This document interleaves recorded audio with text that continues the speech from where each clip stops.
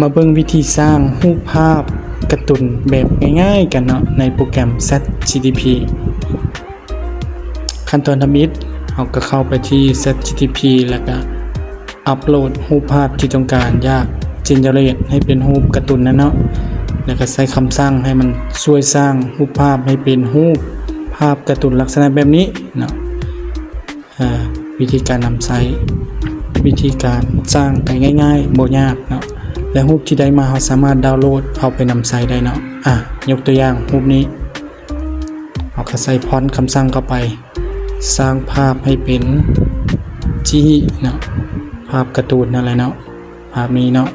มันจะเจเนเรตออกมาเป็นแบบนี้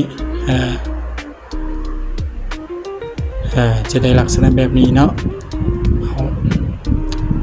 ใครก็สามารถเฮ็ดได้เนาะง่ายๆสามารถลองไปเฮ็ดได้ทั้งในคอมพิวเตอร์แล้วก็โทรศัพท์ก็สามารถเฮ็ดได้คือกันเนาะง่ายๆ